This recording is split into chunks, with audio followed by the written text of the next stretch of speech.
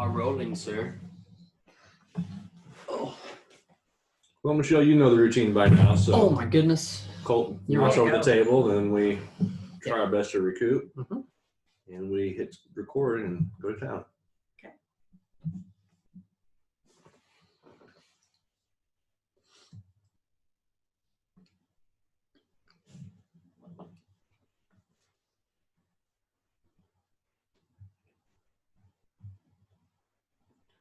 In 3, 2, 1, go. Hey, everybody. Welcome back to yet another riveting edition of the Cerebral Entertainment Podcast. I am James, and with me, as always, is my good friend Colt. Yes, sir. And with us, again, our good friend, returning guest. Third time. It's a charm. Michelle Benedict. How you doing today, Michelle? I'm doing well. AKA mindfulness, Michelle. I forgot to throw that in there. Exactly. Yeah, you're doing well? I am. It's very good to see you. Thanks for coming up to see us today. Yeah, no problem. In the rain. Always happy to make the trip. Was it? And it was up this time. It was down. up instead of down. That's true. You made the move. Mm-hmm. Why the move? What happened? Wow, that's a loaded very first question. Let's do it. I'm just gonna jump right in there. You give me the open door. So last year I went back to teaching. I think the last time we talked was I had gone back to teaching, and then had kind of a horrendous beginning of the year with some students that like physically hurt me. A kid that hurt me a couple times and hit me with a Chromebook in the back of the head, and I had already been thinking, maybe I want to teach younger kids because the kids' size, even of fourth graders, sometimes can be quite large. And, if I'm in a position of on the floor or something where I could get seriously injured, that's a fear for me as somebody who doesn't really want to get injured while they are on a job teaching children by a child, especially. Like it would be different if it was like something else, but I'm not going to get physically injured by kids.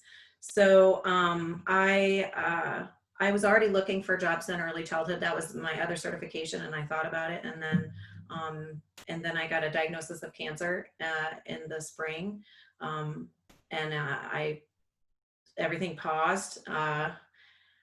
Even though I still had to go to work and do all the things, like I don't remember a little bit of chunks of time because I wasn't sleeping very well, and I was just having bad dreams and just like, whoa.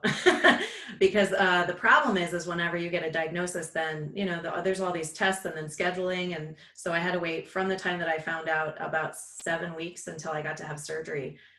And they can't tell you what the kind of cancer I had. They couldn't tell me until they had the surgery and could test the actual, and stage it and everything to tell me whether I would need follow-up radiation or chemotherapy or anything like that. So that for me was like a huge worry, because then I was going to be out of school. I'm the primary person. I'm the only, I'm the income in my family. And so my kids were graduating, so it was just like everything was like, whoa. Right. So then I had my surgery on March 13th, when a lot of people started to really understand that we might shut down soon. I was so lucky because that would have considered my surgery elective because it wasn't, because they had biopsied and they knew that I wasn't like late stages, but they, still, they would have waited a little bit longer. So I was really lucky that I got to have the surgery the day that I did.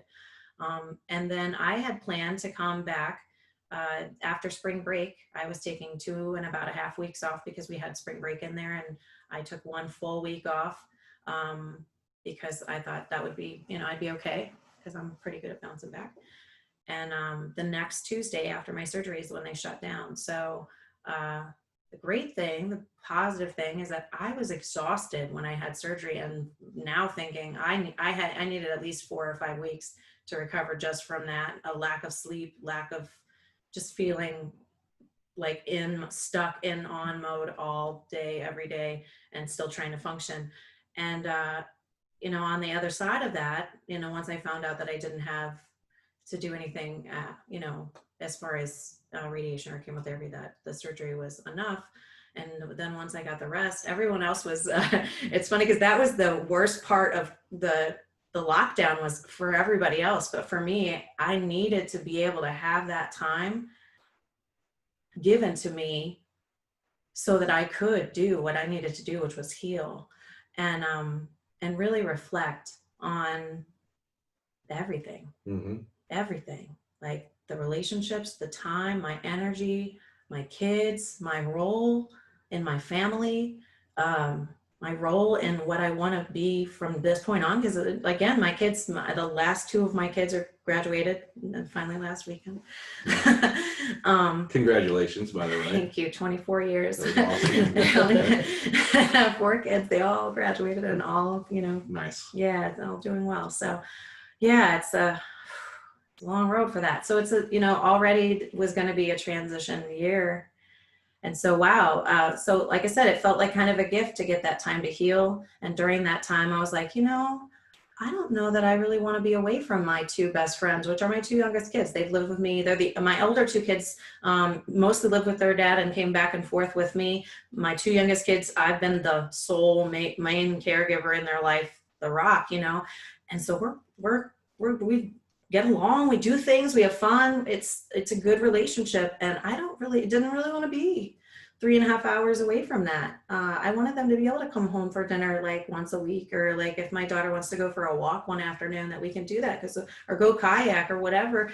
Those are the things we enjoy doing. And so that I want to make sure that I cultivate the most important relationships now. Mm-hmm. And so I'm going to really, I was already trying to live intentionally, but now it's like, I've thought about that circle of control, what's really in that circle and not what I perceive to be in that circle.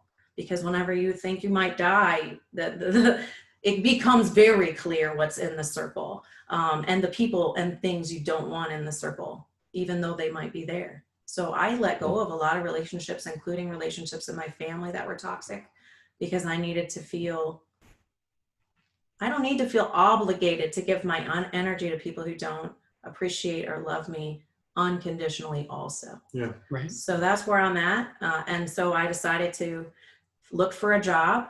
And it's so funny because I applied for 11 jobs. I had 7 interviews. I had 3 offers, and I got to pick what I wanted to do. Nice. So I picked an early childhood job. It was awesome. And I love, I love that I'm going to teach little kids, because that thing that I love about teaching mindfulness, teaching that beginner's mind, is already there with a 4-year-old. So I'm so excited to get to do that. I'm concerned about what that might look like this year, but I don't, I'm going to do the best I can no matter where I am. I did the virtual teaching in the spring. Mm-hmm. That's a good point. We don't have to mention the region or any of the town or anything like that, but your concern is mindfulness in that area. Is that right? No, my concern is how that works whenever I only get so much, if I get to get in-person time with them. Gotcha. If I don't, because of the state. For me, it's, you kind of need that in-person relationship a little bit to make the online relationship work okay. Right. Because they need to know you like a real person. And a real person doesn't feel like that behind a screen. Sure. I don't care who you are. You can't feel someone's energy the same way as you can in the room, which is why I like to make the drive and work with you guys, because I'd rather be in the room with you. I can see you on video, and that's fine. And we could have a perfectly good conversation, but I like the energy in the room. Well, it's not the same. It's definitely not the same. We've done enough video conferencing nowadays since the quarantine that we know very good and well that you'd much rather be in the room with someone. Totally. Like we knew it before, but now it's like been reinforced by all of the experiences that we've had. Yeah. It's just a different energy that's involved. Yeah. So think about that with kids, because they don't know how to adapt in the same way that we do to different situations. Building a relationship is a connective thing that you have to do a little bit in person. Right. That's why I think online dating sucks, because I don't think that people know how to do that and then get to that next, okay, well, we actually want to meet in person. There's a whole, not just like we're going to hide behind a screen the whole time kind of thing. Right. And so, I'm concerned because little kids need hands-on, they need hugs, they need people in front of them. And right now I'm supposed to go in person. We're doing like a hybrid thing where I'll go in person. They're splitting my kids in half. Monday and Tuesday I'll have them in person, and then the other half will be doing some virtual things. Then Wednesday everyone's out of the building for cleaning, and then the second half come Thursday and Friday. And then yeah, so I'm not sure what virtual preschool looks like. It'd be Again, interesting. I'm trying not to think about it much until I go to teacher meetings, because I can't do anything about it until it's explained to me what I'm going to be able to do. And so I'm sure that might change even in the next 11 days. And so I'm not really going to bank on anything until then. Until I walk in the building and they say, here's your schedule and here's your plan. It seems like for the first time ever, kids actually are ready to go back to school, and not like, I think they've had enough time off that they're like, all right, I need to see my people. I need to see my friends. Well, they've had the length of a school year. Yeah. Since we shut down, it's been the length of a school year to go back. And we're ready to go back too. I'm so ready. I know a lot of people in other areas and just in other schools don't want to go back. And I totally respect that. I myself don't feel like I'm in a high risk category. I also feel like the schedule and the precautions that they're going to have in place, because the kids are going to have to be masked, and I am too. We're working with a very small group. I'm talking 10 kids at a time. I feel pretty good about that. Little kids also are the smallest transmissioners right now as far as studies are concerned, mostly because you don't usually let your 4-year-old go interact with 1,000 people. Right. Now your 8-year-old, because they touch so many other things, you don't have as much control. You definitely control your 4-year-old a little bit more. So I feel pretty good about what's in place. I do worry about teachers in general across the state, because the median teacher age is 42, which is my age, but our curve is on the higher end, not on the lower end. We have more older teachers than we have younger teachers. And so they're in the higher risk category. And so what do we are, that's where the fight is that people they're looking at maybe their local school, and maybe they have a local school of young teachers or teachers in my age range, but there's plenty of schools across the state that have a lot of older teachers. And so that's what it's hard to make a decision for that covers everyone. Yeah, I hear that a lot. People in a certain region say, well, I don't see anything going on here. We're not in a hot spot, a red spot, whatever, the red zone. And so in the nursing facilities, they're wanting to be not quarantined. Like they're getting tired of being on quote unquote lockdown. And they're like, but nobody's sick here. I'm like, yeah, but the state makes decisions on a statewide basis. And so there are other places in the state where there is a lot of sickness, there's a lot of illness, there's a lot of community spread. And so they're having to make decisions based on the whole as opposed to with each individual part.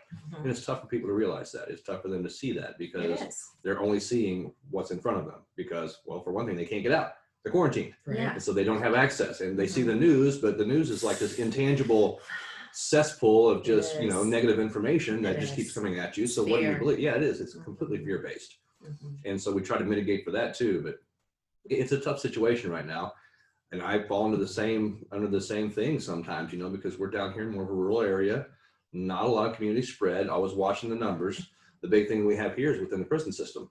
That's a concern. Once it gets in there, bam, it's because all the employees and everybody's family that has employees that work there. Also, I mean, it still should be a concern to rural people, only because where do your supply chains come from? Absolutely. And so people don't think about where do the supply chains come from. That delivery person that delivers to that grocery store, how many people a day do they expose themselves to on the road or wherever they are? And that's my concern with living where I live, as I live near a tourist area. And I don't really worry so much about my the local people who live there, but I don't use the gas station that's right down around the street from me, because there's a tourist trap right there. And I am certainly sure that everybody gets their gas. They go have their meal, and then they go to the gas station. So I don't go there. I will purposely get gas another place other than right around the street from my house. And that's okay. I think that's a smart choice. So I think it's okay to make little smart choices like that. Just little changes. Just why not? It's not going to hurt you. Right. It's just making you think a little more in depth. To what you're doing. I'm not a germaphobe, but I definitely just pay attention to what I do. I keep, I wear a mask whenever I go places that I'm going to be in, inside. I'm gonna, wash my hands a lot. I already did those things, which is fine. I think that's why I have a pretty good immune system as it is. But I also just think just being a little vigilant. I don't think that what can it hurt? Mm-hmm. Right. I guess that's what I look at is it might not help me, but if it helps you or if it helps somebody else that I care about, or even somebody that they care about, then I'm totally fine with wearing a mask or washing my hands or wearing gloves if you ask me to, I've been doing it the whole time and it's fine. I had kids that were, the high, essential workers. I'm sorry. I had to think about it because they worked at the gas station and one worked at McDonald's. And, we had a little system then because I had just come out of surgery. Okay. Right. But now, they don't work there. So, they just don't go places mostly and hang out with only one friend at a time and that kind of thing. So, something you said though that I don't think a lot of people think about is they think, okay, well, I'm going to walk into Walmart. I'm going to wear my mask. I should be fine. But like you said, the delivery chain and all the people that touch everything that you do, just because there's a can on the shelf doesn't mean that one person put that in a can and then walked it to that shelf and put it on the shelf. It went through a supply chain of people to get there before it got put on the shelf. And then Walmart can shut things down and then clean as good as they can, but it's not like they're cleaning everything on every shelf or anything like that. So it's supposed to be. Well, right. But still, it's just people don't think about that. I don't think. Yeah. Have you all seen the video? It's a social media video, but I think it actually come from Comedy Central, the news daily. What's it called? The daily news, whatever it's called. Jon Stewart used to host it. The Daily Show. The Daily Show, yeah. With Trevor Noah. Yeah. And the Great Mask Debate. Have you seen that video? And at the beginning of this, it says, "I promise they're not saying masturbate," because every time it sounds like it. It does, right? But it's funny though because every news channel has the mask debate. The mask debate is big, and they're perpetuating the masturbate part's funny. That wasn't my point. Right. That was just a funny little side note. There's this debate on whether or not you should wear a mask, and I've mentioned this before on the show, but it blows my mind that this is still a right versus left issue. It's just a health thing, like a safety belt or it's like, okay, if you know that you need to do it, just to be safer. Yeah. Why not? If it worked in other countries, and that's why other countries are mitigating it better, especially that if we're seeing data from other countries that, okay, we've done X, Y, Z, and now we're doing better. Why wouldn't we want to do that? Right. Because people feel we'd like rather be mad. People feel like it's infringing on their rights. Like this is the thing they should not have to do simply because the government's telling them to do that. Wash their hands. Right. I'm a rabid hand washer anyway. I always have. Oh my goodness, yes. Well, but it's just, and we actually talked about this on another podcast that I do, the Raised on the Radio, but it's not that a lot of people are so adamant about not wearing a mask. It's that they are being told to wear a mask and they feel like that freedom's being taken away. Yeah, but it's like, I don't care to wear one, but not if you're going to tell me to wear one. I'm like, that's a pride thing. There's no reason.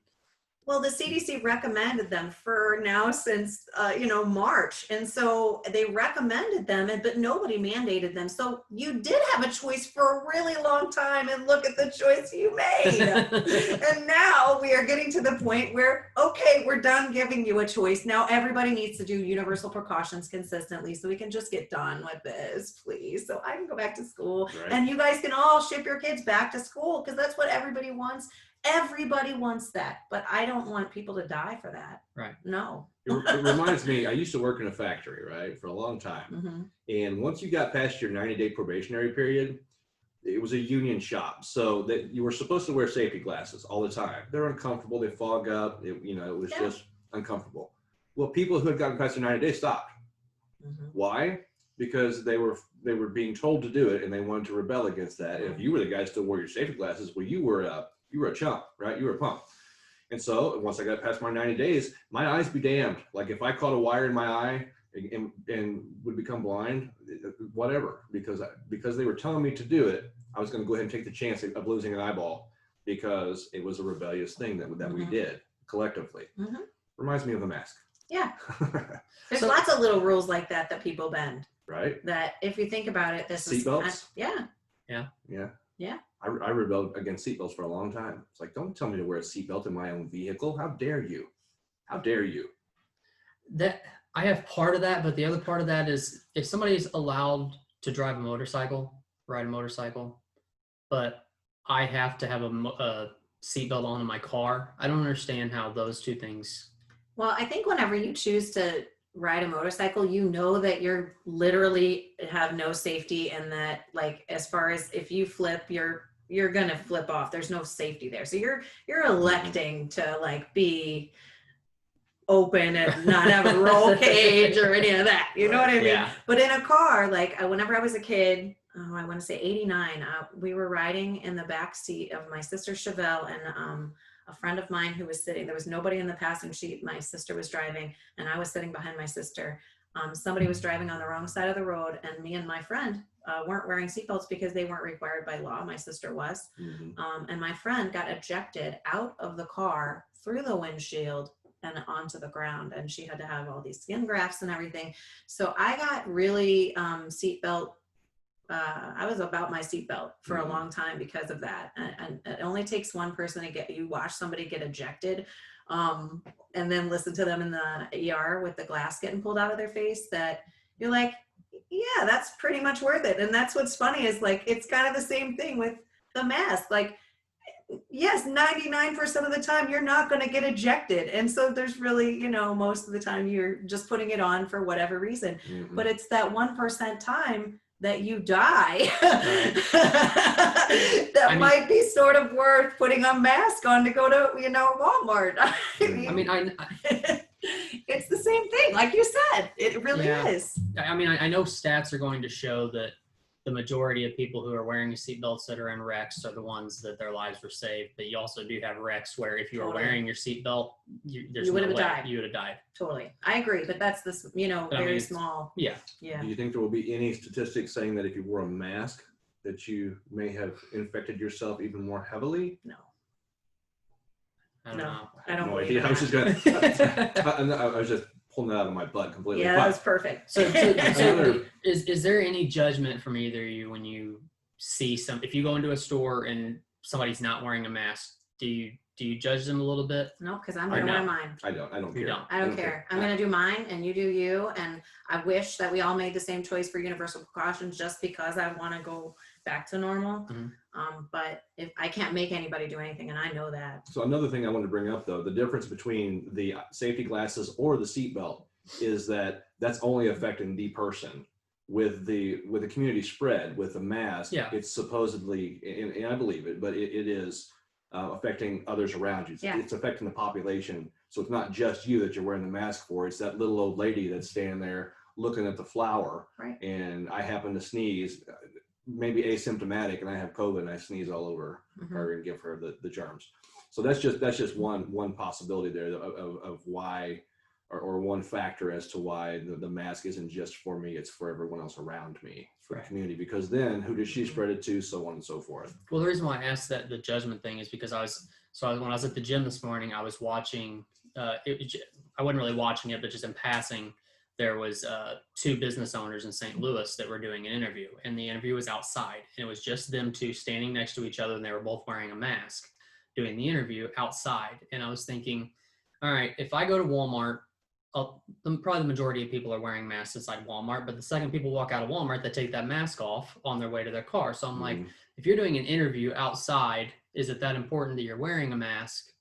Were they standing really close to each other so that they those two, I guess. That would be the only reason, I guess, in my mind, is if they were standing very close to each other and they didn't know each other. Or they, I think they were business owners, but I don't know if they were married or not. But if they were, so that's one of those things too, is like when it comes to restaurants and stuff, as long as you're with your group, most places you can go in and sit down at the table, and as long as you're with your group, you don't have to wear a mask. You know what I mean? So like if those two people knew each other or they were married or whatever, then I'd be like, well, why is this?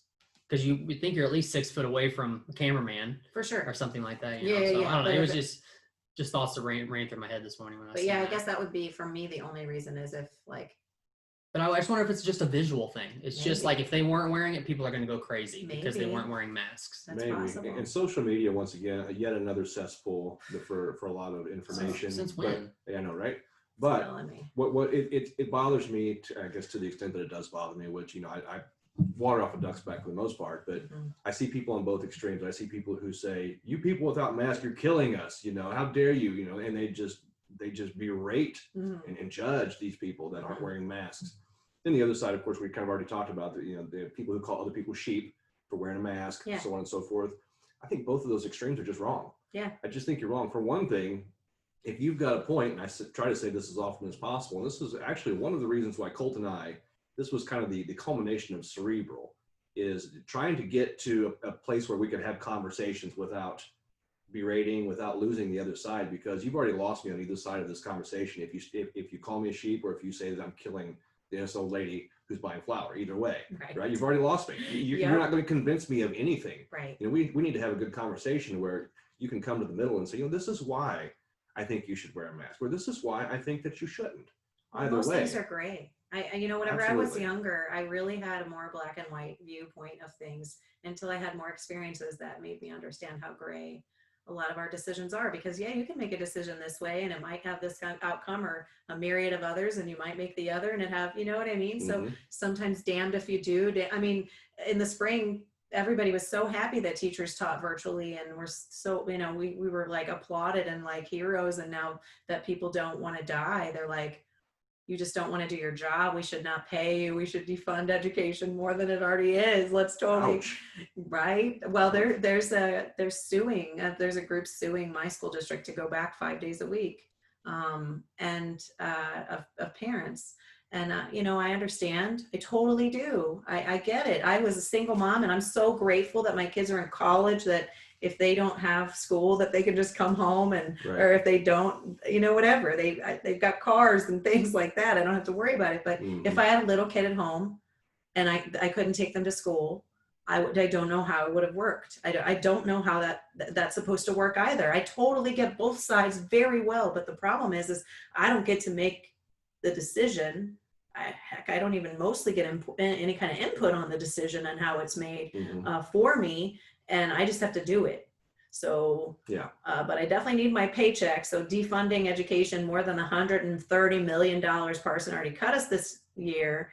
How about no? Right, please don't do that. Well, we are ready for our kids to go back to school, not simply for the fact that we need basically them to be out of the house while we work. My kids do not learn as well at home. No. They just don't. No. Some kids do. Some kids can be homeschooled and they can thrive. They can do well. My kids just don't respond to us in that way like they do to an outside third party. For sure. A stranger at first, and they build that relationship with their teachers, and their teachers can teach them in a way that my wife and I just cannot do it. Yeah. I wish it were different, but it's not. We could never do homeschooling just for that reason. And so I'm really, really hoping that we can get back to school. Me too. As soon as possible, because we need our kids to learn and not fall behind. So we need everybody to universal precautions. We need everybody doing the same thing. So we collectively decide that our goal is that we want to get kids back in school so we can get parents working. Then we collectively decide that we're going to do all the same thing. And that's what other countries did.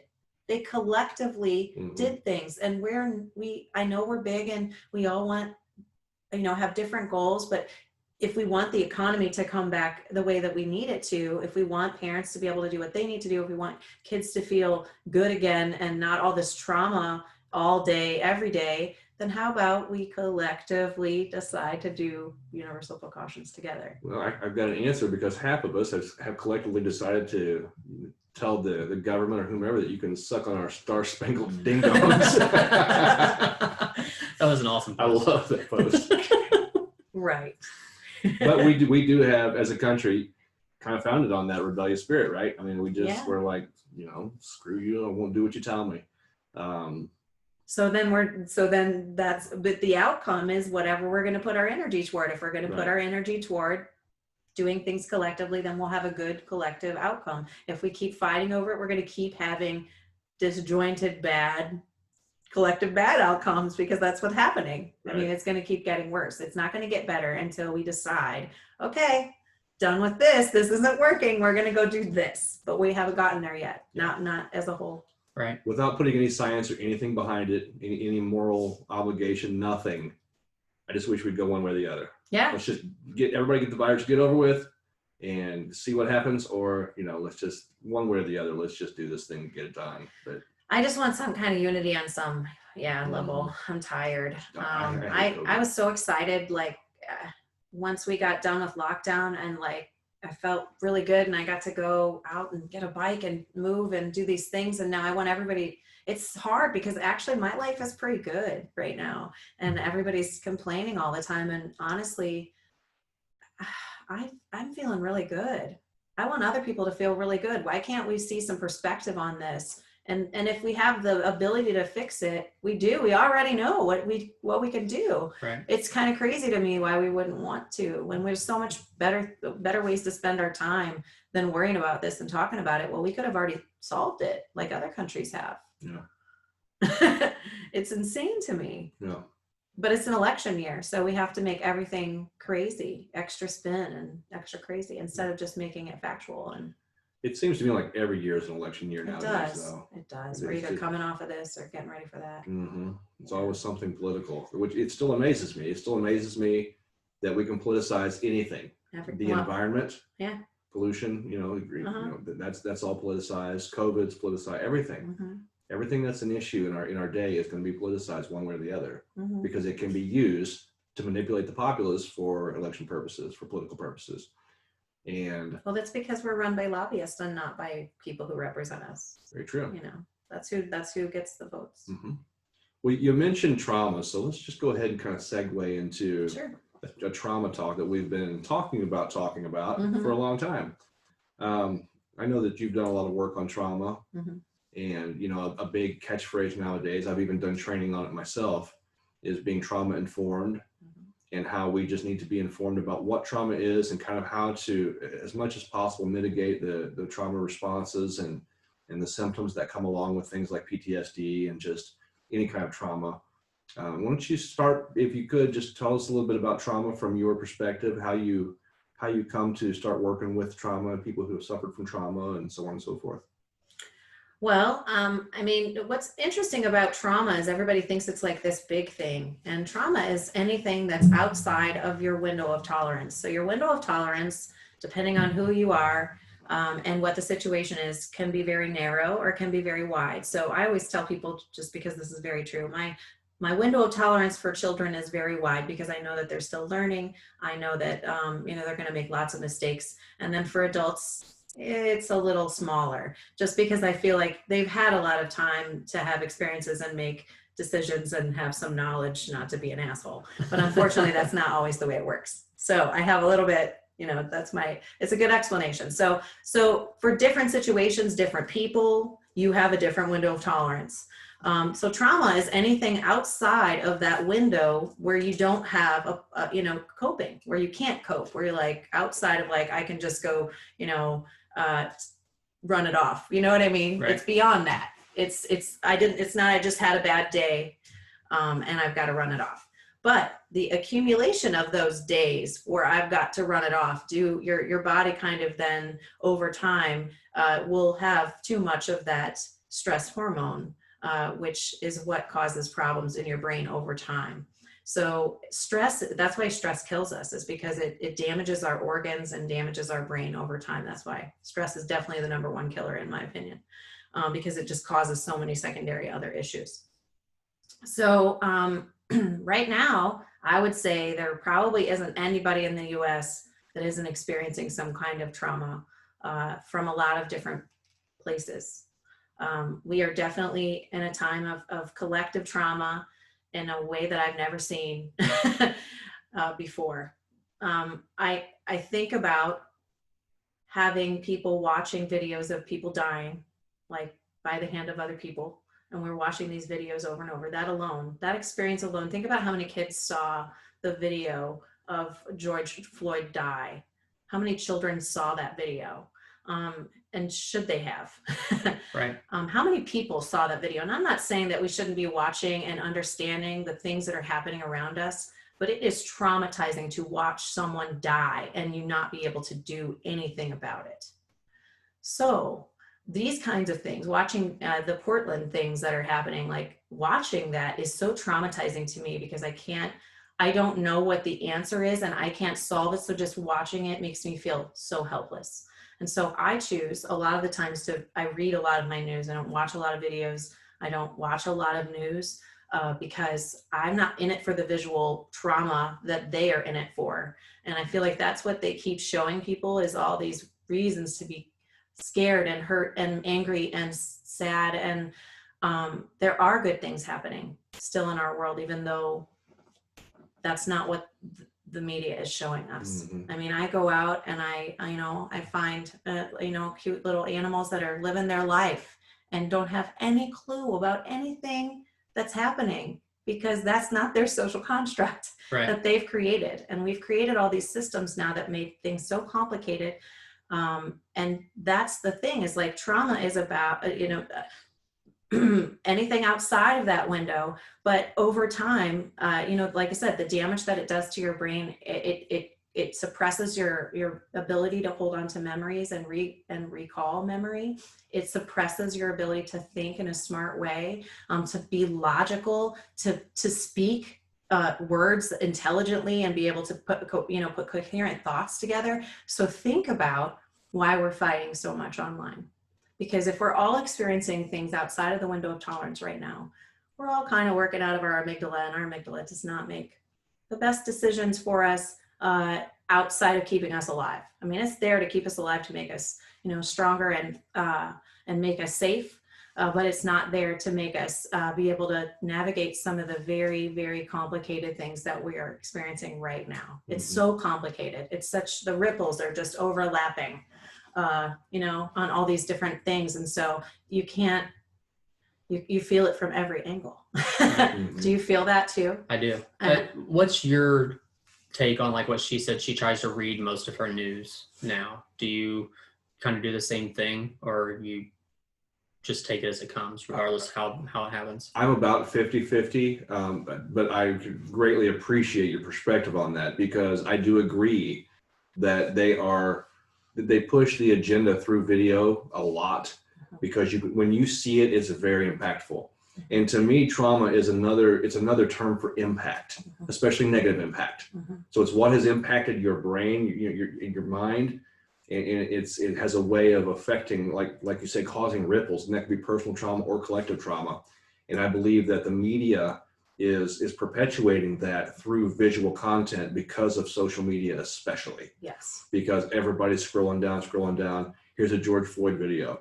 Here's a COVID graphic. Here's this, here's that. And it's just this constant barrage on your mind. And it's doing things that a lot of people probably don't have any comprehension. They have no understanding about what is actually going on, taking place in their brain. And so I do appreciate that greatly. I am oftentimes, though, a glutton for punishment, to be honest with you. I look at things I like to try to navigate those things. I like to be able to see those things, because I am, don't get me wrong, I'm not aware of everything that they're doing to us. I'm not not trying to say I'm a super brain or anything by any stretch, but I am trying to watch for that kind of manipulation, because I want to know what's coming at me. I want to know what's coming at my kids. I want to know what's coming at the world. And so Norman just took a tumble, but he's okay. Oh, Marvin. Marvin. He might explore, because okay. It looks safe. Marvin the dragon was taking a tumble, so I had to kind of play by play that. He jumped down. He's going to jump down again. I can see it. Okay, as long as he's cool. Yeah. I hope Marvin's not traumatized by that fall. No. He had a pretty soft fall. Anyway, though, I'm kind of a glutton in that sense, because I've always been kind of a watchman. I just want to see what's coming at me, because I don't want to be caught off guard in the world. I would rather be stoic. I would rather be, if at all possible, out in the forest and living amongst nature and living amongst creatures like Marvin. I just want to be Marvin. Right? I just want to be It's Marvin. my spirit animal. But I'm not. I'm not given that opportunity. I am in the world. I am in society. I am in this culture. And so I just kind of keep my eyes open for that. So, but I do about 50-50. I do a lot of reading as well. The reason I ask that is because people who are weary about what they read in media, and sometimes it's easier to have video evidence of things that happen to where you can make a better judgment call on, what I'm saying, like attaching those words to an actual video on what actually happened versus it could seem like if you're just reading it, you have no idea. You don't know what the context is. This is just their version of what happened. Right. Pushing it, you see a video, and it's like, oh, well, I agree or I disagree. This is a little evidence now that right. can back that up. That's interesting though, because sometimes the video doesn't even tell the story very well, though, depending on the viewpoint of the video. One great example of that is that recent thing with the couple at that had the guns out on there. I mean, terrible video. But if you watch it, like what they made that video into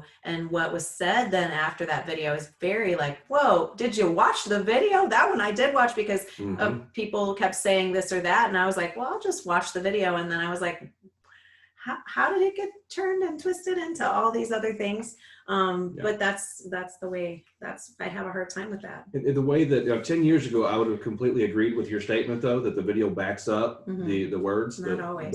But nowadays, video can be so manipulated. It could be clipped, and it could even be straight up just, like face swapped, so to speak. Or voice added, absolutely. And also, there's the video, at first it was the picture of the young man wearing the Make America Great Again hat and the Native American person. I remember that story? Yeah. And he got $4 million, didn't he? I don't know. It was $4 million. But the news just blasted this kid because it looked like he was driving that Native American person. Ended up because they clipped it, and CNN, I think, was the first one to run this. But when they showed the entire video, the Native American came up to the young man and started beating a drum real loud. So he was the one that was actually initiated the confrontation. Right. Yep. But it was fun, and everybody bought into it. Everybody thought this young man was just the devil. And aside from wearing a Make America Great Again hat, he didn't do anything that should have been offensive to anyone. Right. And so it's just that manipulation because of the picture, the video that was shown. It was blasted and completely misrepresented what had happened. Well, and it probably hurt his person a little bit. I bet people, might have threatened him. I bet people might have said things that were hurtful, and nobody deserves that just based on their political belief. I'm never going to hate on you just because you believe in something. I will try to talk you out of it. I will try to steer you in a different direction, but in the end, your choice is your choice, and you have to believe in it. Otherwise, what are we doing? Right. Yeah. Agreed. We should be having those conversations. Yeah. And you can't do that if you're spewing hate or if you are polarizing. Yeah. This left versus right thing, all it does is divide us further. Yeah. But I have to believe that, and the media is once again perpetuating what we're talking about as collective trauma. Yeah. But I have to believe that a lot of the responses that society is, even the irrational, especially the irrational responses, but a lot of the things that just seem, they're cringeworthy. It seems like, man, those people or that person or this or that, any way we can divide ourselves, the way they're acting is just terrible. I have to believe it's because of the collective trauma that we're experiencing. I think so, yeah. And like you said, it's greater than it ever has been before. Yeah. Because even 9/11, which was a great traumatic experience for our country, especially. It's like this big in comparison, isn't it? I think so. It's weird. Because COVID has affected everybody. Everyone. Directly. Yes. And when you think about it on that scale, you're like, whoa. Well, and you just think of the numbers, like, what was it? About 7,000 people were killed in the 9/11? No, it wasn't. 7,000? I think it was like 6,000 something, I thought. I thought it was like under 3. Was it? I think total, like we're talking people who hurt, like not like directly in the buildings, but in the surrounding areas and everything. Got you. Okay. I feel like there was 6,000 something impacted. But yeah, you might be right on. But now we're talking how many people now? I don't even know. I know we're in the 100,000s, right? I think we're still in the 100,000. Just the 100,000s of people, Wow. Right. That's insane to me. But that's where it's like a little scary to me. We're gonna try this little experiment and exponentially maybe double or triple that number when we talk about, older teachers. Because that's a lot of our workforce. There's a lot of teachers across the nation. And if we start putting those people in a place of getting sick, then we're going to have a huge workforce of people all of a sudden are gone. That's an interesting perspective that I would not have thought about because I'm not in that field. In the field of long-term care, we think about those numbers because once again, when COVID gets into a building, it tends to spread. That could be a schoolhouse, it could be a prison, could be a nursing facility, a psych facility, whatever the case may be. Just groups of people. Yeah, just groups of people that amass together. And so that's the perspective that I have. But the teacher perspective is also very, that's a new perspective. It's kind of illuminating, because I think from my perspective, well, kids aren't really, for the most part, there are some anomalies, but kids aren't really succumbing to COVID. No, but they're spreaders. But they are spreaders of everything, always. Kids are little disease bags. I know, little goblins. I know. You send them away to school and they bring you back all kinds of good stuff, all kinds of good germs and colds. And strep at least once a year. At least, right? So, and so knowing that they are highly, they're going to be transmitting things that you don't want your more vulnerable population to get. And that's why there's such a big, and that's why we're not just going right back into school, because it's not the kids themselves. It's the people who they're going to spread it to, right? Right. Yeah. Right. Including those elderly teachers. Yeah, for sure. Excuse me. Something in my throat. And I don't want to send my kids to school to spread to other people. That's the perspective I try to have, even though I think they're going to be okay. Right. I mean, I think the kids are going to be, I think that for the most part, and they said that right now it's younger than 10. Your kids, you're in pretty low risk, 10 and up. That's where they're seeing the rise of numbers for kids. And I think, people, low risk adults of that age group, I'm in that age group. I think I'm okay. I think, we're talking 25 to 30% of teachers are in the high risk category. Can those younger kids still be carriers though? Yeah. They can just like strep and not have it, but but still spread it. And that's the problem. Which is still weird, because I think there are actually places, like my sister's going to Branson, and she called around to places down there, and some of them said that if your kid is under this age, they don't have to wear a mask or anything. And I'm like, but they can still carry it and give it to other people. So how does that make sense?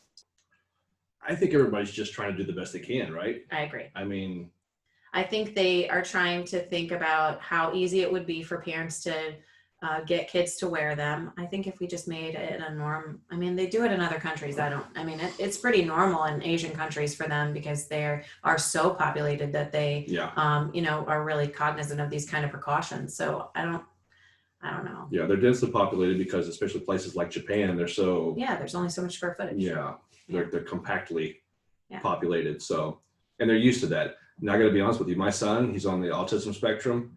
I don't see him wearing a mask. I don't see it happening. Well, and those are special situations that I totally understand. There's going to be certain people, there's going to be certain kids.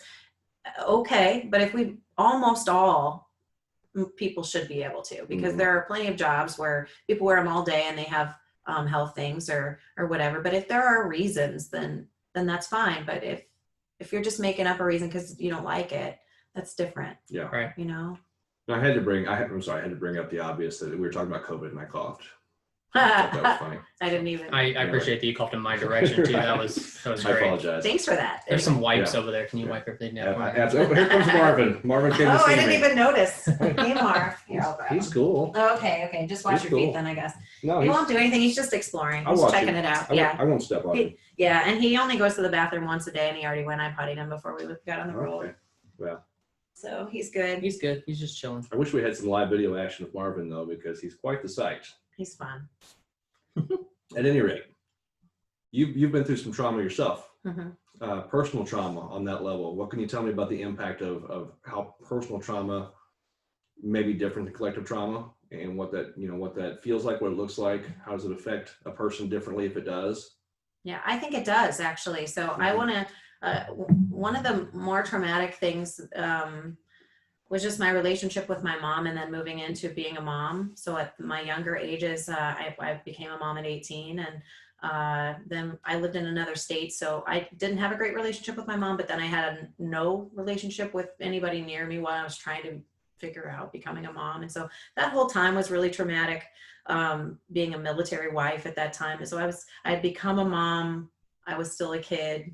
I had no mentor that was directly helping. And so that particular situation was really hard. I ended up getting a divorce by 21 because of that whole section of just trauma, trauma, trauma. Mm. And so I guess for me, the impact was harder for me personally. My personal trauma was harder because when other people aren't going through trauma, they don't see the level that it's hurting you in the same way as if they're experiencing it at the same time with you. Yeah, good point. So they tend to be less helpful, less kind, more judgmental, and sometimes can even make that trauma worse by those things, by the judgment and the blame and shame and those kinds of things. So looking back, I want to just like hold my 18 to 21-year-old self, because I was trying to figure out how to do all the things that I didn't have any idea how to do.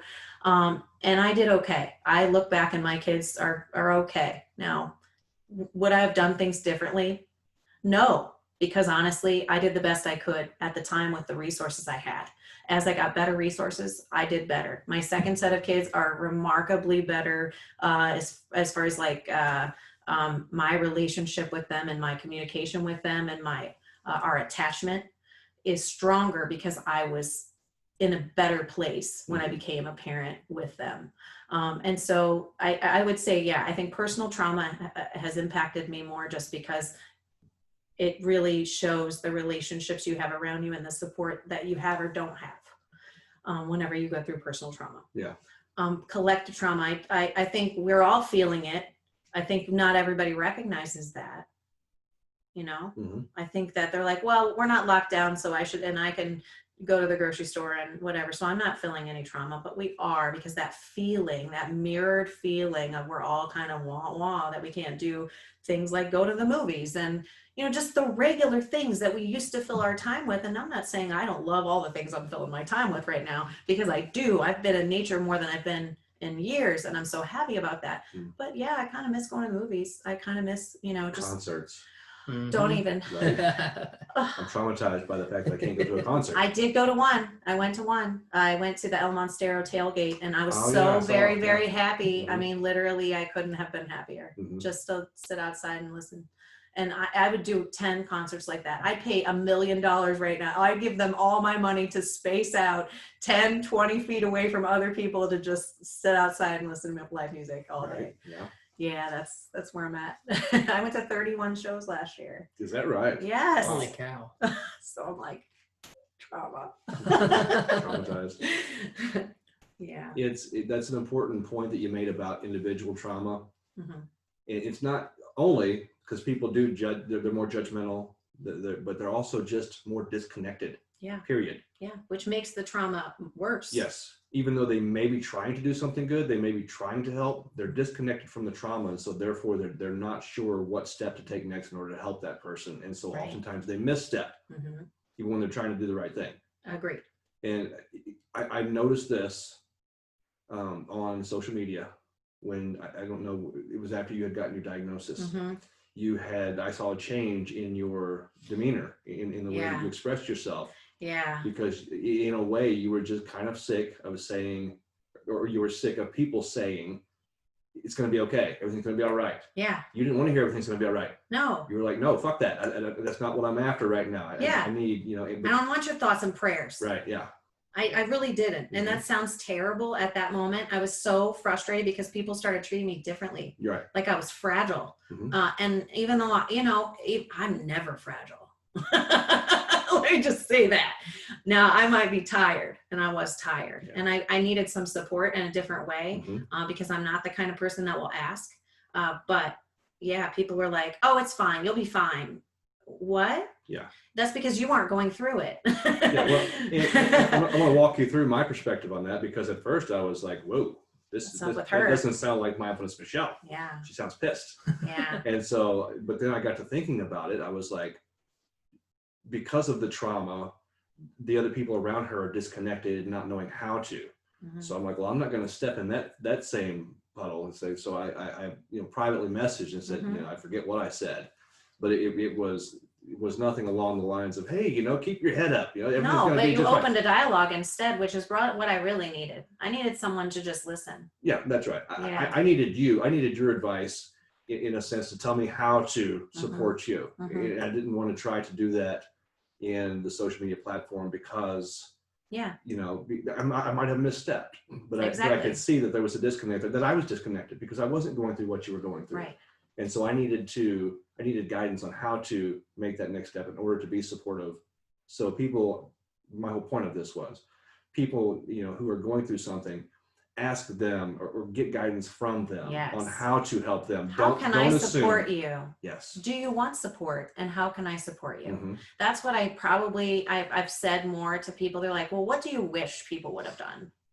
Well, I wish they would have said, do you need support, and what does that look like? Right. And even if I said I didn't know, I just need you to pause and not ask me any questions, and not send me 20 texts whenever you haven't talked to me in 2 years. Mm-hmm. I had people offer to come and clean my house that had never been to my house.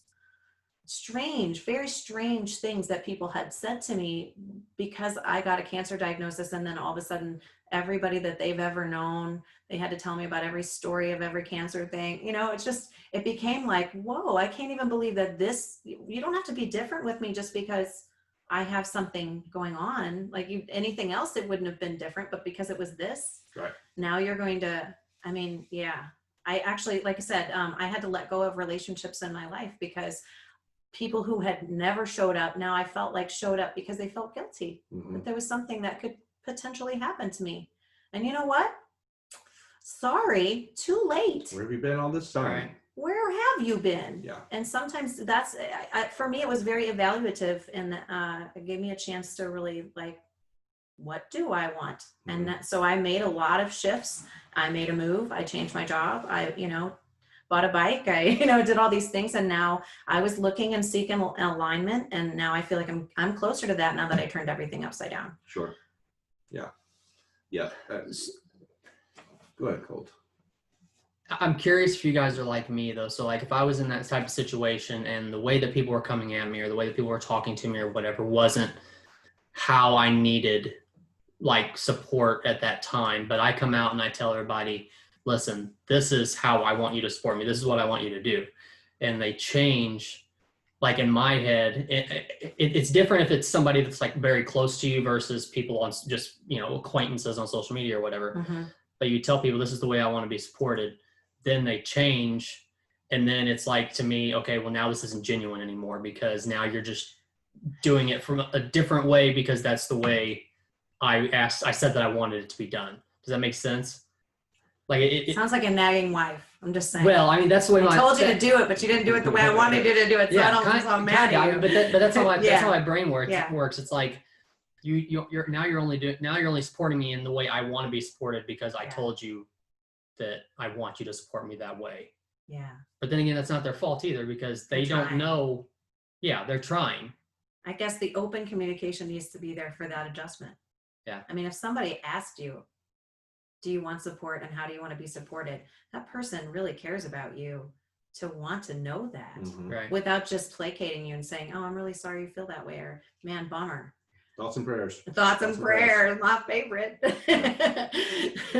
When my dad passed, it was very traumatic for not just me or not just my family, for the community at large, because he was such a big impact on so many people. Mm-hmm. And you had a lot of people who thoughts and prayers, they send their thoughts and prayers to me. It's fine. It didn't really impact me in a negative way, but I'm more dismissive of those people because I was in my own pain. I was experiencing my own trauma. But there were a couple people who asked me how to support them, and that taught me or how they would want to support, how would I want them to support me?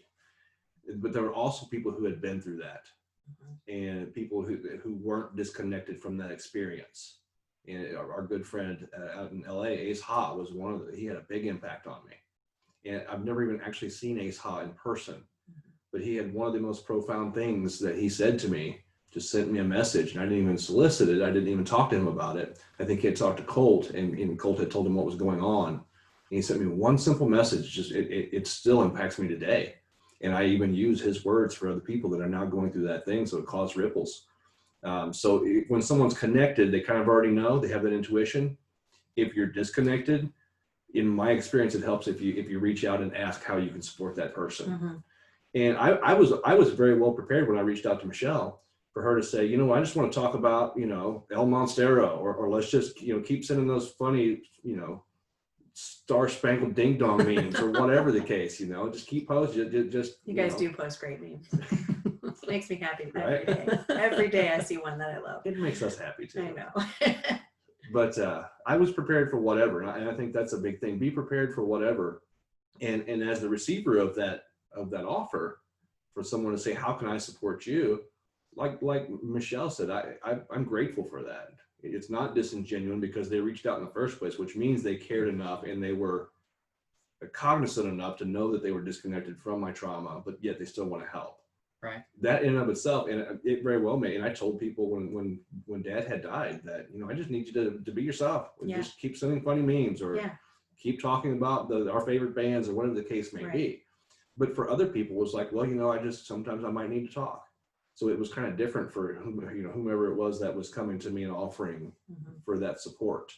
Right. And so I think being able to kind of delegate and not trying to carry a load all on your own is another. It's kind of hopefully something that people who have been traumatized can learn how to do, because there's so many different kinds of trauma. Right? Trauma comes from abuse.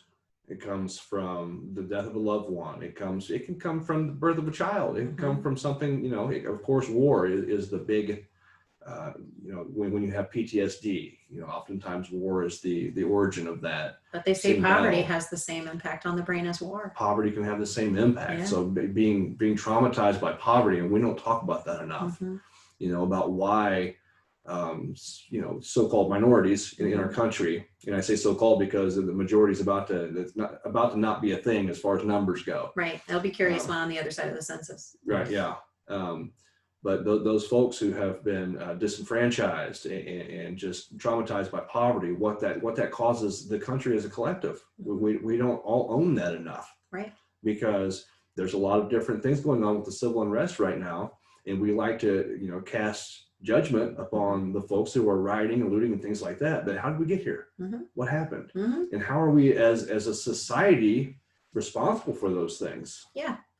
I'm reading a book called Stamped. I don't know if you've heard that one. It's I'm in a book club for, it's an anti-racist book club for educators. We're trying to read some books, and this one is really interesting because I'm almost angry at some of the history. I understand that it's from one perspective, but I've read the other perspectives a whole bunch my whole life. So I know what history looks like in a textbook and, most elementary and high school grades. But this is offering a perspective that and with facts and research that I can look up and be like, whoa, how come that wasn't in my textbook? How come I didn't get to know about that? And it makes me angry because that's how you form your opinions, is based on that fact. And so if your history book only gave you that one perspective, which I didn't understand the whole of my K-12 education, and now I'm getting all these other perspectives, it makes me angry that I didn't get to have those in the beginning. I should have gotten to have all that information so that I could make up my own mind about how things are and why they are the way they are. And then I bet they would have gotten changed sooner. Because I'll tell you, if you read some of the history of times where minority people actually started to do better and then got squashed yet again, it's really disheartening to see that in our history, not just one time, but over and over and over again, where pockets within our country of people of color would build communities and start to do well, and then we would take them out. And same thing with Native Americans, the American Indians, we did the same thing with them. They still had communities for a long time that were doing well. And over time, as we move westward, we just squashed it. Yeah. And we need to take ownership for that as a people. And I don't know what that looks like, but we definitely need to understand that we took over a country that had people, and then we brought people to own into our country, and that's messed up. And that we have to own that we've messed up. I think one of the splits there with the people that we own. Well, I hear a lot of people say, well, my family, I've traced my roots back, and they didn't own anyone. Yeah. Okay. They didn't do that. And that's what I say. Okay, that's a valid point. Were you point. European? Because you probably owned people there too. You ever heard of indentured servitude? That was the thing. Even if not, though, even if not, because I also hear the argument that, well, Irish people were oftentimes slaves, things like that. We shouldn't own anybody. No, I agree. Nobody should own people. Just get that through your head. Yes. But my point though is that he's still over here by Colt. Oh, he's puffed out. What's wrong, Mark? He's probably getting riled up about this conversation we're having right now because he's very anti-racist. I'm gonna grab him. Okay. What's wrong, Marvin? I don't know if you can reach him or not. I will. What's wrong with you? Oh, you're like, dude, you're gonna lick me? Okay, it's over it. I'm sorry. Okay, Marvin, there you go. Sorry. That's okay. At any rate, I think the major point is not what it. Maybe your roots there were no slaves. That's fine, because I'm sure there are a lot of people like that. Sure. As far as I know, my heritage had no slaves, and that's good. What I'm talking about though is a collective trauma because of society, because of what happened. Because of the systems that were built as a result. Yeah, the systemic, racism. That it's kind of a catchphrase nowadays, but it happened. Yeah. That was the thing. So what is our responsibility? And I don't know how to move forward from it. I have no idea. I have no idea where to go with it. I had a long talk with someone the other day because they said, well, what do you think about reparations? And I said, that's very complicated because how would you decide it? And who would get the money? And how would they, where would we get the money from? Or what would it look like in order for that to be enough? What in anybody's mind is enough to make up for something like this? Right. Nothing. There's nothing that can bring back the people, but what we can do is we can change the systems. And so that's where we need to be putting our energy toward, is if we want to really make reparations, then we can start to look at these systems and how they're broken. I mean, there's more kids of color tests for like special ed, for example, just because the tests alone are biased. So it's interesting, like if you start to look at how they are systemically sort of kept down over time, let's get rid of those systems. Yeah. That's the best way to make it up to everybody. Go ahead. I was just going to say that, that generational poverty is a big thing. The fact that there was no generational wealth for a lot of people of color in the country. Right. Because homeownership was illegal. Right. To start with. And then I think the term is redlining in real estate, where, they kind of sectioned off in that way. They kind of formed and developed ghettos. They developed the neighborhoods that were impoverished. And so that's that generational effect that's been taking place. And at some point in time, you've got to consider what those policies and those practices and the things that happened, the trauma that happened, how that's affecting us today. So I think a lot of those things, those practices, they've been taken away. I think a lot of, even for the hearts and minds of people, I think, unfortunately, there's still a lot of racism out there. You can see it, especially with the proliferation of social media. It's even more obvious. But I think that the hearts and minds of people are better than probably what they have been maybe ever in this country. Maybe. I think awareness is big right now. Yeah, I do too. I think, and I have hope because the next generation seems even more aware. Yeah, I think so too. But I think the problem is, what do you do next? Yeah, that's where I'm stuck. Yeah. I'm like, because I was talking to my daughter about this. I'm like, I grew up, watching Archery Bunker make, jokes on TV, like we have normal. Calm, and that was totally normal. I didn't think about that. And I told my daughter, I showed her like a YouTube of it because she was like, "Who is that?" And I was like, "Let me show you just an episode of this." And so I found an episode, where he said all kinds of racial slurs and things like that. And she was like, "That was on regular TV." I said, "Yeah, it was a big hit." And I said, "So then, if you look at where we are now versus even just when I was a kid, we have made progress. Yeah. The problem is like systems don't change quickly, and depending on who's in power, they can make things go backwards or forwards from where the person before. So we might take 3 or 4 steps forward with one administration and then 2 steps back with the next, or 5 steps forward. And then, we always go forward and back, depending on who's in charge. And that's the biggest problem, is like, again, kind of like we have to decide collectively. And we're not collective, we're not unified. So I've often wondered if, and wow, this is going to be a big thing to say but like maybe we do need to make our country smaller. Maybe we need to divide it up into its smaller sections, because I think the wideness of it, and the fact that we are so divided in the way that we think, that maybe people need to start considering, like, I don't know, living in a different place. I don't know, because it does feel like there's like a polar difference in how people think. But what's weird is that when you travel the country and talk to people, you don't feel that. Like, I feel like we all kind of want the same things, but in how we want to get there, seems like we can't agree. Yeah. I don't know. I know that's terrible, right? But I don't want civil war by any stretch. But I wonder if that's why some other countries are aren't arguing quite to the extent that we are. We just have so much square footage of and since we do have all these states, and that's unique to us in comparison to other countries. If that may, because we have, and I appreciate the balance of power too, but although that doesn't seem to make much difference right now. Well, if you've noticed, it seems like the federal government can make rules or pass down rules to states now that they didn't used to be able to do. And so that's confusing and scary also. Right. The political side of that's hard because I think, like you said, you talk to people across the nation, and a lot of people may have most of the same beliefs that you do. Yeah. But when it comes to a bigger scale and put politics into it, it's like, okay, but I'm on the right. So even though all my beliefs don't land in this basket, right, I still have to be here because that's what I'm supposed to believe to be on the right. Because of one issue or whatever, right? Yeah. Maybe one issue, and right. Abortion seems to be a big one for most people. Like as far as like, I'm going to stay red because they are anti-abortion. Okay, that's what you want to believe. Okay. Right. I would love for you to trace some of those money trails and see if that's true about your party, because I guarantee it's as true as any other party. They're going to be middle of the road with their lobbyists so that they can get their agenda pushed. Right. And so I don't know.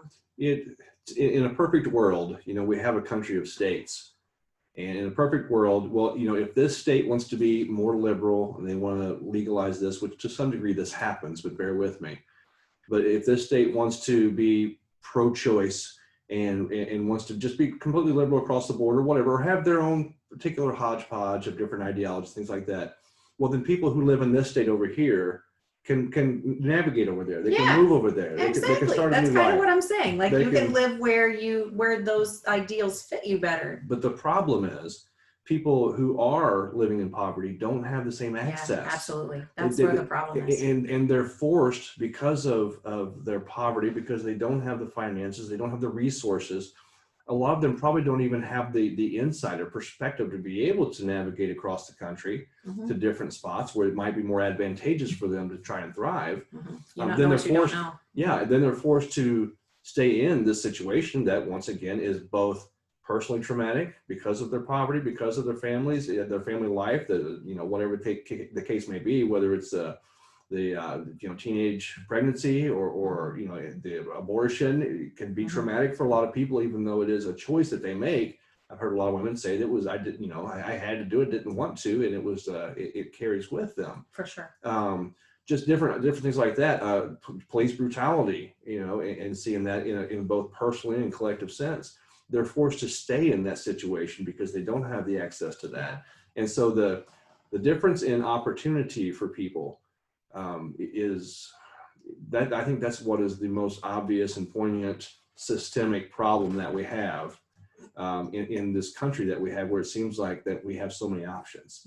Like me, if I wanted to, I could probably sell my house and I could move to a place like I have, our friend Will.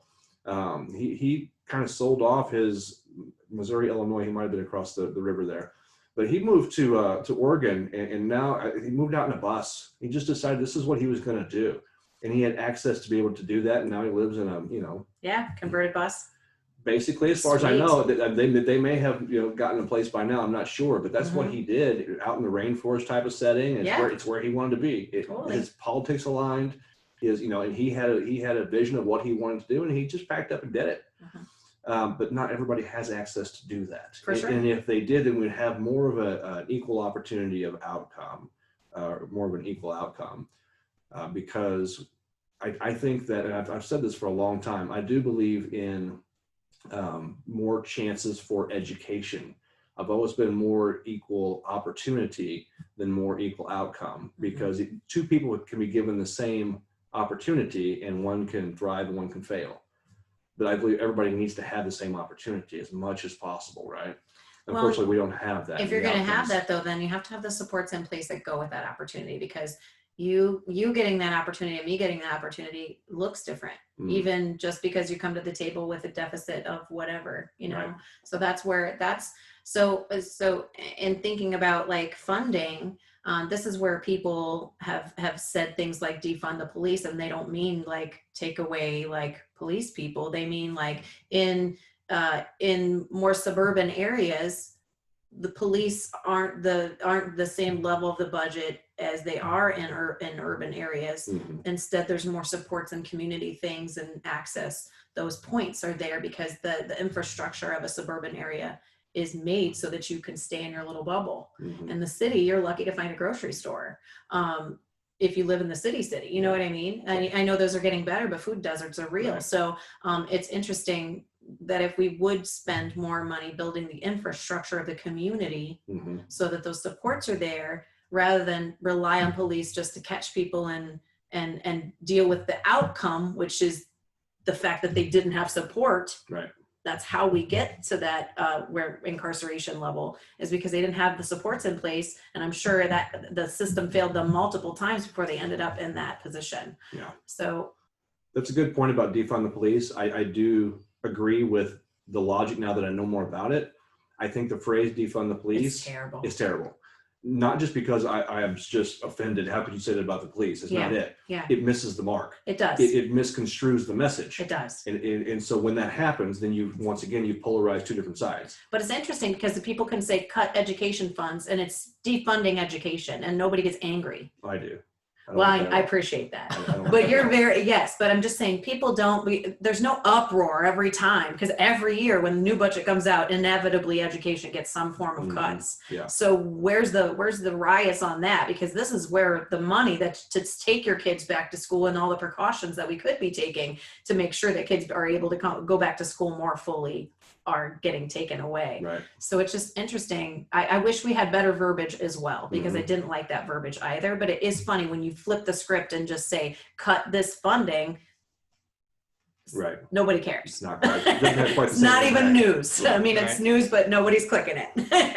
Yeah. They're like, On that note, though, I think, cutting education, defunding education, whatever, I think that's one of the biggest problems that we have in the first place. Agreed. I think that, and I don't know if we still use the term affirmative action, but I think that logic in being able to redirect more funds to school systems and communities and places where poverty is more of a thing, I think that's going to, in the long term, I think that's going to help to mitigate a lot of these issues that we have in the first place. Yeah. Once again, you've got to look at the cultural trauma that we have, the collective trauma that's being experienced. And if you think that it's just going to stay in this one little spot, I think now you can see differently. Yeah. These impoverished areas, at some point in time, it's going to boil over. Yep. And then what happens? Then who suffers? Well, okay, so Target got looted. Okay, that's Target, right? They're a big company, so on and so forth. But it was a thing for a lot of people. People were in an uproar. How dare they loot Target? This wasn't there. It's okay to do Ferguson twice, but right. As long as it wasn't in my backyard, then it's okay. Right. But this is all our backyard. Ferguson is our backyard. I don't care where you're at in the country. That's part of us. I had a house in Ferguson, so it literally was my backyard. I lived around the corner from the QT that was originally burned in the first unrest, and it's like, oh my goodness, like these poor business people that came back and spent so much time bringing their businesses back, only to have more issues, and that's not fair. Yeah. And once again, I don't claim to know what the overall fix is. Man. Like I can't, I wish I did. couldn't write a Senate bill and say, well, we need to direct some funds here and do this and that and yada yada. I don't know. I'm just some guy but I want people to. I would just like to shape perspective a little bit, just because I've learned what I've learned.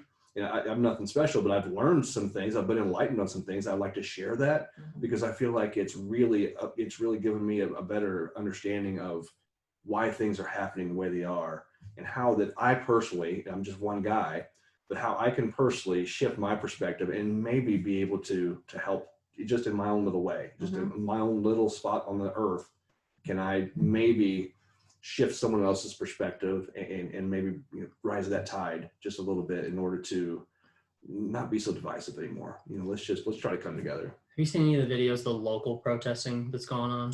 Some. Have you seen anything that is achieving anything? Absolutely not. No.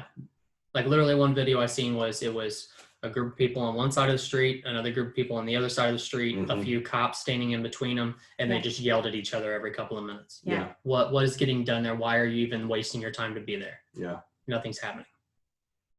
But then I wonder, you know, I don't know. I don't know what's the answer then. If you're that unhappy and you want someone to listen, how do you get that? How do you get your voice heard? Mhm. That's the hardest part for me, and knowing that our elected officials don't really represent us, is that's where our voice is supposed to be heard. Those are the people who are supposed to be speaking for us, but they're not speaking for us. They're speaking for the people who buy them. And that's so I mean, I'm still going to go to the poll, you know, go vote. I still do all that. I still all my civic responsibilities. However, sometimes I feel like it's bullshit, because I feel like that the votes are already bought and my opinion isn't so important, because my representatives are paid and not there to represent me. Once upon a time, those guys were volunteers and they had real jobs. Mhm. I wish it was that way still, because I think if you did that as a volunteer service, that you would take it a little more seriously for what you need to do. You know what I mean? Mhm. Rather than I get benefits for life. And I mean, what other job do you get benefits for life just for being a representative for a couple of years? That's insane to me. No teacher gets that. I don't get benefits for life. So what are we doing? Why do we set them up now in these cushy jobs that they don't when they don't represent our actual voice? That's messed up. Mhm. Those are the kinds of systems that we need to look at. Like, I agree that the system is the way it's supposed to works. Do I think that lobbyists should have as much power as they do, or that lobbyists should even exist? I don't know. I don't know if I think that business interests should have more say in our government than our people. Well, I think you made a good point, though. Like, I think you have to imagine that the majority of people who get into politics for a good reason, from a good place. But then when you actually get into a position, you realize I'm not going to be able to keep this position if I don't do what it takes to be here. Yeah, you have to be part of the machine. Right. Yeah. Yeah. And I've always said the same thing. I think that even if a politician gets into politics and they've got this vision, they've got this mission, they've got this, you know, this positive agenda, you can only go so far until you sell out. You have to become part of that machine. Sell out in some way. Yeah. Yeah, because it's through a vote or a favor.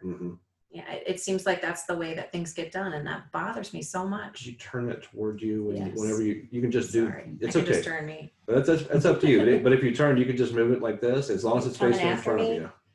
Coming after my toe that I'm swiggling around. Marvin, yeah, he's on the attack. Huh? Yeah, well, I didn't feed him breakfast yet, so I want some raspberries. So, what's the best way to mitigate trauma for someone personally? Sure. Well, I'm glad that you asked this, because I actually had this conversation with somebody who called me up yesterday. And I was like, wow, this is perfect timing. And I do give the same advice most of the time, because I used to teach classes just on this. And so the first thing I tell everybody whenever you're trying to mitigate trauma is, are you living on any kind of consistent schedule? Do you get up and go to bed at the same time? Are you eating at the regular, same time? Are you keeping chunks of time in your life that make sense? Whatever that looks like for you. For me, I kind of have like 5 goals a day. I want to move my body and create something. I want to learn something. I want to eat right, and I want to drink my water. So those are the things that however I block the time, I just need it to be more loose. Some people need it to be this time to this time. I'm going to do this. Okay, great. Whatever works for you.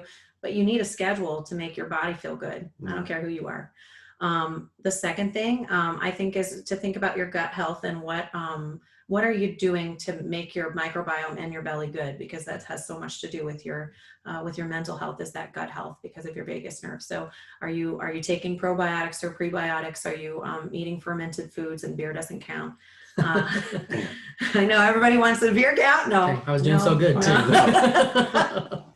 Yeah, so those kinds of things make a huge difference on your mental state. And so there's not a lot of fermented foods I love, but I eat a ton of pickles. And so that's the one that I choose. I like kombucha also, but only a few flavors, but it's really good for you. And so figure it out. I mean, it's kind of one of those things like, do I want to feel good? Then I'm going to do the things. The other thing that you can do for a vagus nerve is just to finish off your shower a little cooler. So the coldest that you can stand. Because cold makes your vagus nerve more toned and actually can improve your mental health overall. So trying to get cold as often as possible. And then I guess the next thing would be,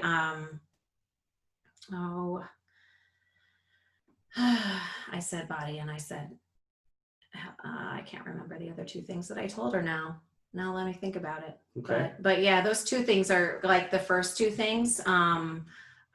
Oh yeah, making sure that you're getting regular sleep. That's a big one. People are starving themselves of sleep and then caffeinating themselves to the point your brain needs that time to sleep because it does so many restorative things while you sleep. And you do need to sleep at night if you can. That's the other thing is I think since COVID happened, a lot of people have had really wacky sleep and going to bed at weird times and getting up at weird times. And I think part of that's just, you got to be a little more regulated. You just need that for people. And I think the last thing is, being really intentional about the connections in your life. I think we are human and made to connect, and we can't deny that now.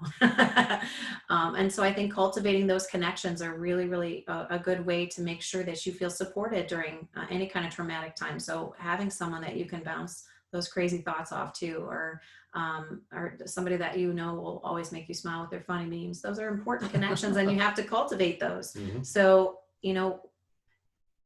who do you care about in your life, and what can you do? So sometimes whenever I'm feeling especially traumatized, I also try to get out of my own head and see if there's someone else I can help.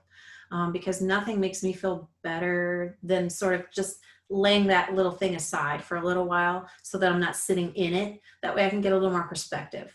So it's not really like putting my head in the sand that's going to go away on its own. It's more of like, I'm going to hold space for this over here so that I can do this over here. And then it's still there and I'm going to come back to it. But right now I can't swim in it.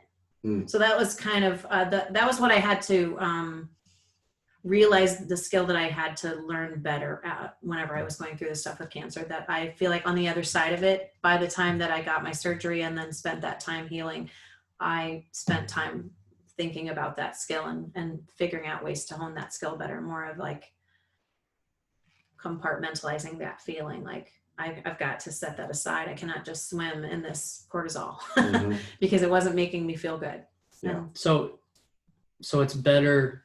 Is it better to, like, you say swim in it? Is it better to swim in it off the bat and try to accept it before you kind of push it over here? I think it depends on what it is. Better to push it to the side for now and come back to it when you feel like you're ready to swim in it? Well, I think it depends on where it lies on the hierarchy of needs. So like if it's something that impacts your basic needs, like eating and sleeping, then you have to worry about those before you can worry about this. Right. You can't fix that if you're not sleeping. I don't care who you are. Nobody's magical when they're not sleeping, because you're basically a drunk person, and not a very nice one usually. But so I think it depends. If it's then like, if it's a relationship hurt or like a death, like sometimes, yes, you have to be able to say, okay, I cannot swim in this. It's kind of like you have to know for yourself where it sits outside of your window of tolerance. That's why awareness with mindfulness has been the savior for the 2020 year for me, I believe, because I really spent more time in my practice being home than I ever had. And I cared about it more, and I set timers to it more. And, I was really getting on the mat a lot and doing a lot of yoga and doing a lot of time outside. And so all those things, I think, helped me mitigate some of that overwhelmed feeling and learn to be like, okay, well, I would miss out on this beautiful sunset if all I cared about was what was in this little box. And if it's especially outside of my circle of control. And that's, I reevaluate that circle a lot. If it's inside the circle and something that I can put my energy on, then I'm going to do that. But sometimes over time, you realize some of those things that you've put in the circle aren't actually in your control, and you need to move them out and stop putting your energy to those things. So I think those are the ways that for me to kind of move past trauma that has worked, is making sure that I'm regular, making sure I care about my gut health and what I'm putting in my body, because it makes so much difference in how you feel. Like if you're sitting around eating ice cream and drinking, then you're probably not going to feel very good in a couple weeks, guaranteed. Right. And so if that's the case, then that's where you need to make the change and the shift. If you want to feel better, then you have to make some shifts. And then if you do all those things, then, and you still feel terrible, then maybe it's time that you need to think about, reaching out to a mental health professional, because that's where you have to make that choice. Yeah. Is he bothering you? No, I was just making sure you watch your foot. Oh yeah. Okay. No, he's cool. Okay. Okay. He's back on the move, Marvin. Yeah. So with anything stressful, not to say that all trauma is PTSD, but trauma does create an amount of stress, right, to the person. Anything stressful, I have to include that physical activity. Mm-hmm. I have to exercise. I notice when I don't, even Mm-hmm. on my baseline, in my normal day-to-day behavior, I always feel much worse when I'm not on my exercise routine. Yep. And so having That's that part of my routine too. yeah, it is Mm-hmm. so important. Yep. Because it definitely affects me. And so along with the nutrition and everything else that you've said. Maybe that's why I'm feeling so happy right now. Mm-hmm. Because I like lately been working out 2 or 3 times a day. I've been going for a hike or a bike in the morning, and then I've been doing Beachbody on my TV, and then I've been doing an evening or a walk or hike. Yeah. Or bike. So. The body wants to move. Yeah. It wants to move. It's made to move. Yeah. And the mind thanks you when you do what the body wants, because it recognizes that, and everything functions more effectively and efficiently when you do what your body wants you to do. Mm-hmm. That includes eating right too. When you're putting a bunch of crap in your body that's not supposed to be there, your body's going to let you know, and your mind's going to let you know as well. It's going to say, hey, this sucks.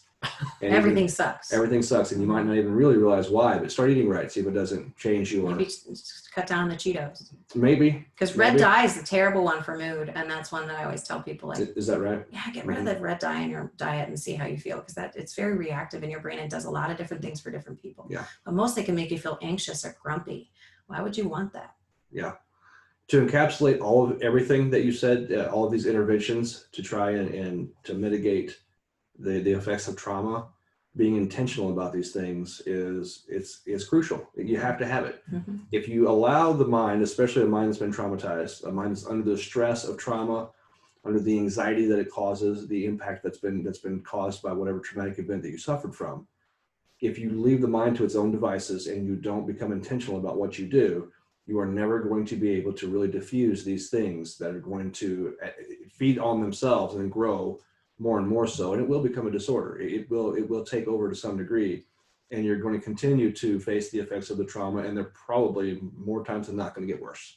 And I've met a lot of people who kind of are functional people with mental health issues and don't really realize it's almost like a functional alcoholic. Sure. Where they have these things, but they don't feel like they're bad enough to do something about, like, oh, I have these angry outbursts once in a while and I do this, or I have avoidance tactics where I ghost people. That's a problem that you have if you just if you can't express yourself to a person and say, hey, I don't want to talk. Yeah.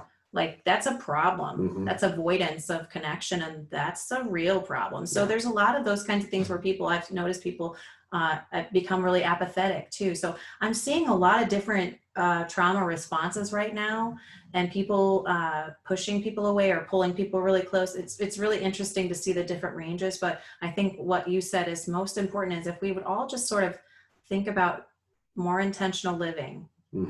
What is inside of our circle?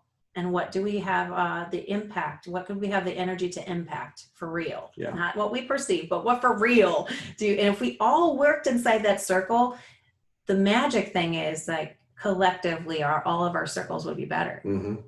So focusing on ourselves and our individual rights and whatever, but thinking about that, even just to make if it's going to make myself healthier, if I know that I'm not going to get sick because so-and-so's wearing a mask, then I'm going to wear one too. So I can be selfish about it in that way. They're wearing it for me. I'm wearing it for them. Okay, whatever. That's fine. Yeah. Think about it however you want, but it's this, just that intentional, I'm going to do all the things inside my circle that I have the ability to impact. And then amazing things happen after that, I think. When things get back to normal, I'm curious on how people in our lives are going to react, like people who have been home the majority of the time or working from home, or, I wonder if those people are going to be like indulge in situations more because they want that connection with people again, or if they're going to be more standoffish because they got used to being, not being around people near as much over the past few months. Yeah. I wonder that too, just because our social graces already online, you can see they're not so great in the late. So I'm wondering, are we going to be able to be in person a little bit better and connect a little bit? I just wish we could again, because I feel like we could squash a lot of this because we're just, We're just all traumatized. We talk oftentimes about the possible and the actual silver linings from this quarantine, from the COVID, the whole thing, hoping that community comes together more, since, you know, everything from the toilet paper shortage, right, to, you know, the actual, you know, being really concerned about our vulnerable populations. Everything like that we did together. We had this sense of cohesiveness in a crazy, chaotic, traumatic time. And I think there's potential for a lot of silver lining to come out of this. Agreed. Even though there's a lot of, you know, unfortunately, you know, small business have taken a hit big time. Business, you know, in general has just changed. Things are weird. People are kind of weird. But, you know, collectively we can come out of this with a new sense of community, a new sense of purpose for each other. And in the middle of all this, once again, we've had the traumatic social and civil unrest that's taken place. And a lot of people have been forced to sit at home, and they're not forced to watch the news and stay on social media, but they've chosen to. They've been forced to kind of stay at home. They didn't have a choice. What's going to come of it? You know, I like the question, which way we're going to go. I think there's going to be a split. I'm hoping we're going to have more toward the silver lining than what we do toward the traumatized with their 8-month bedhead coming out like they've been in a cave for 8 months and, you know, wiping the goop out of their eyes and not knowing, maybe with a sharpened stick of some kind to defend their tribe. Are we gonna have more tinfoil hats? Maybe that's the case. More conspiracy theorists Oh my out there now. Maybe. I can't even read the comment sections of those anymore. I know it. Go down a wormhole. You do, and I still appreciate them. Once in a while, yeah. Sometimes they get pretty wacky. I get tired of seeing them a lot of times though, because it's too much. You know, it's too much. There's so many questions out there like that. But I hope that we can take the best out of all this. I hope that we can see our potential and come out in a good spot. I think hopefully having conversations like this and helping to try and I love what you said, Michelle, about just kind of taking care of your circle, taking care of your bubble. If everybody took care of their bubbles, you'd have all these positive bubbles floating around. Yeah, then our mirroring would feel good. If everybody felt like, you know, I feel most days, then you would feel good, and then we could all problem solve a little bit better. But as long as we're all feeling wah, we're not going to be able to problem solve. And that's the real problem, is that whenever we're all feeling traumatized, we can't do our best thinking and do our best solving. So perpetuate positivity. Amen. Do it, and do it for yourself first and foremost. As a matter of fact, you have to. Yeah. Right. You have to take care of yourself before you can take care of others, and that's a real statement. That's real stuff. It's not just something. It's not just a happy Instagram meme. No. If you try to take care of someone else without taking care of yourself, it's not going to last very long. You're just depleting. Yes, and you can't take care of your community and then your community at large, your society, your culture, your country. You can't do that if you have negativity in your perspectives, and if you're not really truly being open and empathetic and trying to reach out, at least in your own mind, to see what it would be like to be in someone else's shoes, you know, and figure it out, and then realize that those human beings have in fact been traumatized. We all have. So that's the thing, is whenever you start seeing, like, you realize that everybody has trauma, then I think we should all have a lot of compassion for each other right now, instead of being so angry. It's like, wow, look at all the things we've been through together. How about we just take a breath and try to have some solution, you know, driven talks. Yeah. And maybe, just maybe, don't reach out to the extreme sides. I don't myself. I can't stand most extremes. But reach out to someone in your own way and just kind of contemplate, how can I support you? You know, how can I do that? How can I at least be open-minded enough to be able to support those, knowing that a rising tide raises all ships. You know, if we've got parts of the country that's in disarray, that's burning, man, that's still our country. That's still our backyard. That's still the people that live here, and we're all humans, and we should care about other humans no matter where they are. Absolutely. We should care about all of us. I mean, not to fix it, but just like genuine care. I care about you, you know? Yeah. That's what being human, that's one of the wonderful things about being human, is that we can have that cognizant thought, is that I care about you, and we can say it and we can express it in so many different ways in comparison to other beings on our planet. And we should take advantage of that and not use it in such a destructive way. Yeah. Agreed. Michelle, thanks again for coming down. For sure. Up. over, around. Yeah, it was up and over. Thanks for bringing Marvin. He's added a new. He's so happy. Yeah, he's added kind of a new element to our Mhm. podcast today. Got this dragon walking around my feet and just Chilling. Interesting. Puffing up. I think he was puffing up at maybe the surge protector I earlier. think it was. I think maybe he was either threatened or turned on by the surge protector. I don't know. It has several outlets. Yeah. Always good to see you, Michelle. Thanks again. Always good. Yes, thank you. All right. And we're out. There you go. What do you think, Marv? What do you think, Marvin? I hope he was happy with the He seems finished happy. product.